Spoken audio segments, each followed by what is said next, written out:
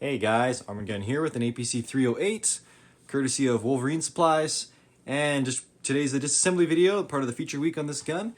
So we're gonna do a full field strip, and I'll pull out the gas system. I'll pull out, show you how to swap the stock, everything. So we're gonna a nice full disassembly video.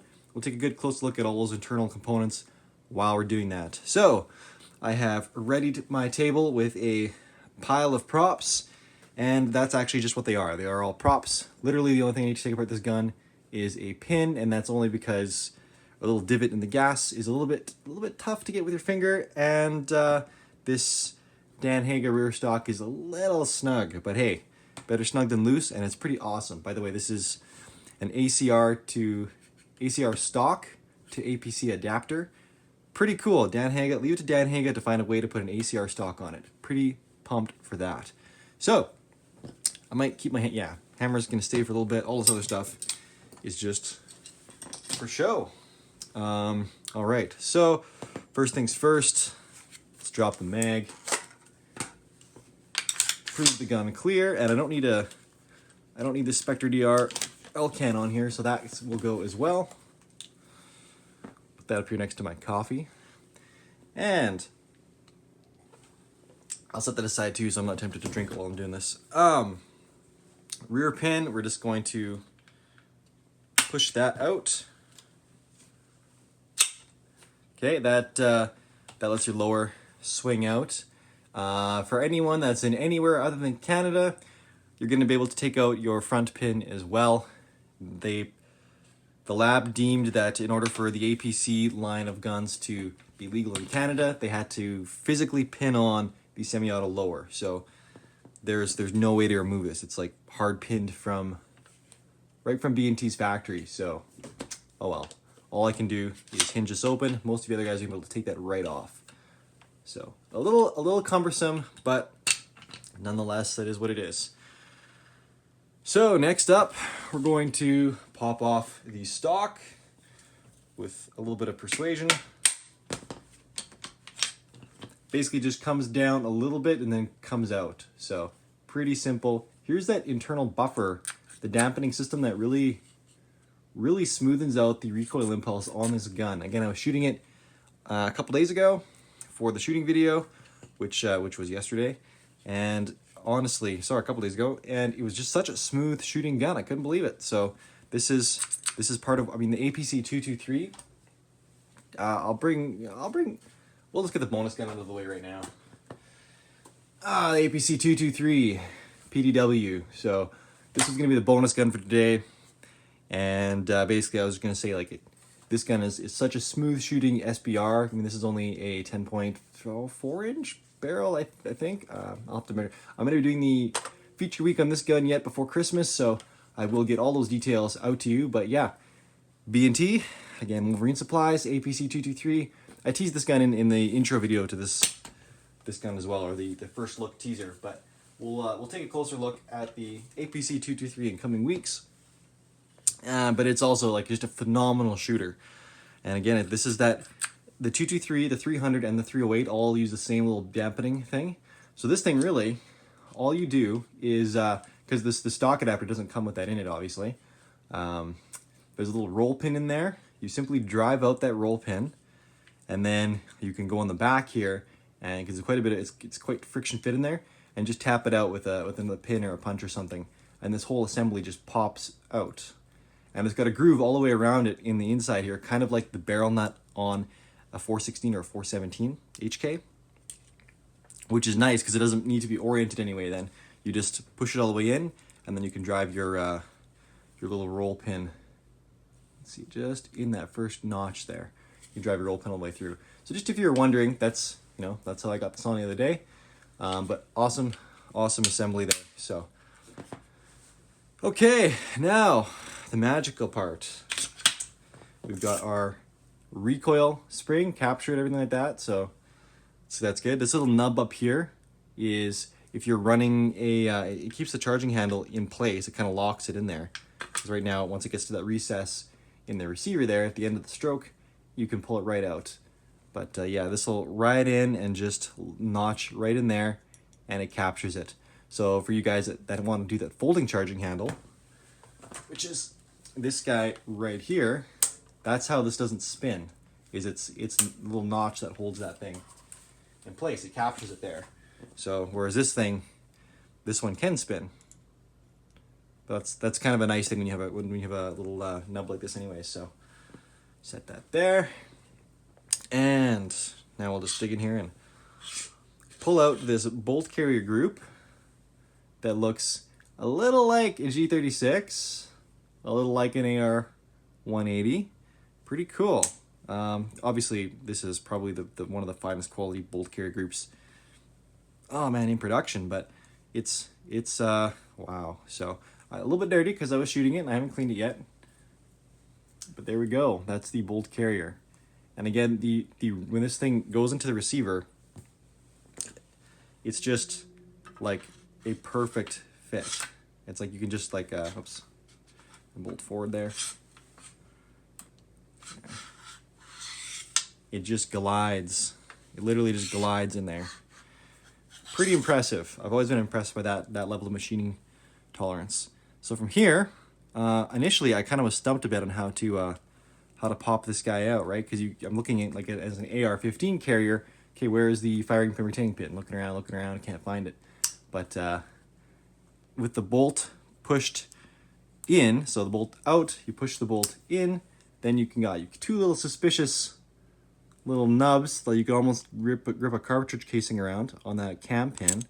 You just pluck it out and see, whereas an AR-15 is encapsulated and there's a little pin so the firing pin retains it. This one's just a slot and you can pull it right out, eliminating the need for a firing pin retaining pin. So that's pretty smart. I think that's pretty smart. And then the whole bolt comes out as an assembly with the firing pin in it. So to get that out, we're going to have to drive a little pin out. I'm not going to do that today. Allegedly, these firing pins look nearly identical, if not the same, as the STG-77 or STG-90. I'm blanking a little bit on basically the Swiss Arms, like the SIG 550s would be the commercial name. So the SIG 550s have basically an identical firing pin. It's kind of neat because I mean that's the Swiss gun basically, and just about every civilian that serves in the military has got the option of keeping it. So if you got spare parts lying around at home like that, if it works, cool. I don't know that for sure. Someone could chime in if they know. Again, as I mentioned, I'm adding a section for corrections going forward. If I screw something up, like in my previous videos, I was saying that people in the States are running around with 16-inch versions of this gun when they are not. It's actually a 14.3-inch barrel as a pistol. So I'm going to add a correction section below and also a technical specs and something else that I'm currently blanking on. I probably just need some more coffee here. So, yeah, I'll put it in there basically is if, for the firing pin, is if someone comments it and I can verify it, then cool. So that's your bolt carrier, or your bolt. So very reminiscent of an AR-15. Again, if it's not broke, don't fix it. So that's all of that system. Just gonna wipe my hands here. And now we're gonna take a look at the gas system. I'm just gonna pop this again so it's out of the way.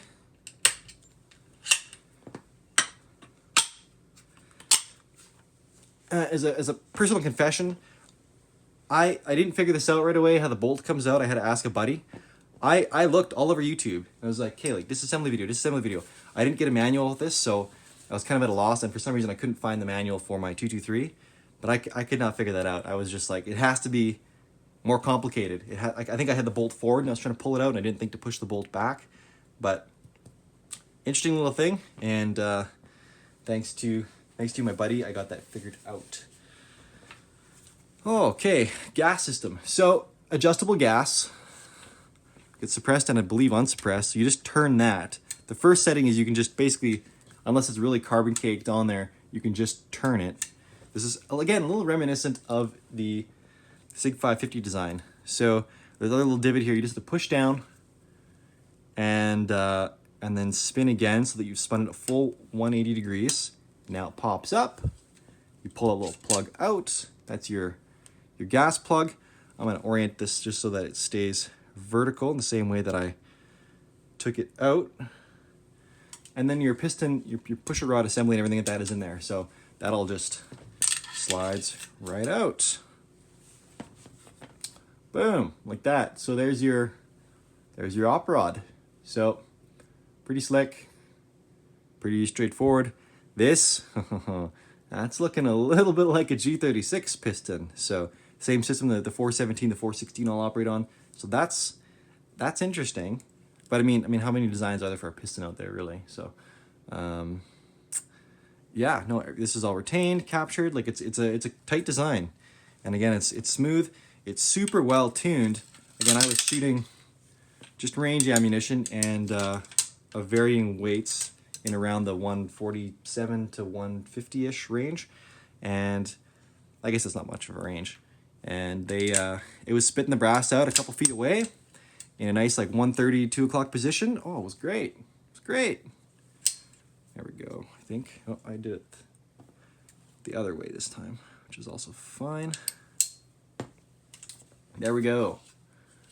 Gas system is back assembled. This is just a blast deflector. Had a viewer on my comment section, I think his name is Shane, commented asking if the blast deflector fit both. I said I would respond in a video on this, so I did. I'll probably include that on my overview video as well, which I'm filming probably next. So, okay, let's throw this. Oh, I guess I'll show you guys the inside of this thing here real quick. And again, just you got your receiver extension, and all the bolts go into those lugs. Very similar to an AR-15. It's a whole extruded, appears to be extruded chassis for this thing. It's kind of a wonky angle, sorry about that. So, but just fantastic machining quality all around, really slick. So let's put this thing back together. When I reassemble it, I will toss the charging handle on the other side just to demonstrate how quick and easy that is. This is also notched so the bolt or the cam can only go through one side. Always nice. Another hint is always that your extractor is going to be on the same side of the gun as your ejection port. So obviously the ejection port's on the other side of the gun. Therefore, you just orient it appropriately. So put that in there. Toss my little cam pin back in, which again appears to be reversible as well. Did I speak too soon? No, this is not quite oriented right here. The bolt can go a little further back than it's supposed to, I believe. So let's get that cam fitted in there, just a little bit of finagling. Pull it forward again. Put that back inside here. And once it gets to this part where there's a notch, we're just going to toss in that charging nub, let it slide home. Again, just so unbelievably smooth. Operating rod goes back in the rear end. Put our stock on. This would be the point where you would change your stocks out if you were so inclined. This adapter is loosening up now really nicely. Dan Hager probably just intended for it to have a little bit of a break-in so that it always fits. So he's a smart guy. He knows what he's doing. Sorry, actually, I realized I was potentially a little bit off camera that last little bit there. So my apologies if I was. And literally just sliding that stock back in. Same way it came out. So that's the disassembly video in probably more detail and a little bit longer than I need it to be. Trying to do these videos in the morning so that I talk a little bit slower, more naturally, and then they take longer. So I'm still going to talk the same amount, guys. So, but that's the gun. Quick function check. Bolt hold open. Drop that mag. Then my camera's probably, every time there's a loud noise, my camera always auto adjusts to the sound. So it's what I say immediately after that. After I'm shooting or there's a loud noise, it typically mutes it. So again, I need a little bit better of a setup for some of this stuff here. And on that note, if you guys care to support my Patreon link, I will drop right up here. Give it a click, check it out. I mean, I know it looks, I mentioned this in my previous video, I know it looks like I have a bunch of money because of all these guns. Really, I'm just kind of a diehard collector, and I've been going hard at it for 4 years under the Liberal government in Canada, because it's been non-stop, ban this, ban this, ban this. And it's like, well, I like guns. I want guns for the rest of my life, so I better just buy it while I can. And it's been like 4 years non-stop, and they got office again. So I'm hurting at this point. So I want to do this YouTube channel. I wanted to invest in enough of a collection and enough of a knowledge base through using that collection that I could actually offer something to the community in terms of videos on these things. So that's why I'm here. Any cent that comes in through Patreon is really just going to get flipped back into this channel, whether it's more guns, more ammo, so I can test the guns and offer more accurate representations on them, better camera gear, better mics, better lighting, not using a bedsheet as a filter over my window so that I get semi-balanced light, you know, stuff like that. So right now, I'm just going to find a way to make it work. But again, if you guys are interested, I 100% appreciate that. So otherwise, thanks so much. Stay tuned. Tomorrow is going to be the tricking out your your APC308. I'm going to show all the, I'm just going to go through the swaps of all the formats this gun appeared in my shooting video. So if you want to see my shooting video, if you haven't already, boom, right there. Thanks again, guys. So much appreciated. Also, if you've got the time, check out my Instagram below. Instagram is all my stuff's on there. I post there daily, and everything, just about everything that goes on my Instagram also goes on my Facebook. Not always everything, but mostly. So if you like using Facebook better, hit me on there, and we'll be good. So thanks a ton, guys. Arm&Gun out.